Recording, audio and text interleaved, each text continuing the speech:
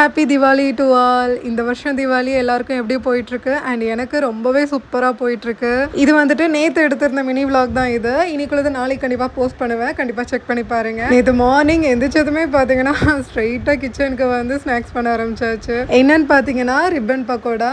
எனக்கு பார்த்தீங்கன்னா ஃபஸ்ட்டு சுத்தமாக பிழிகிறதுக்கு சுத்தமாக தெரியல.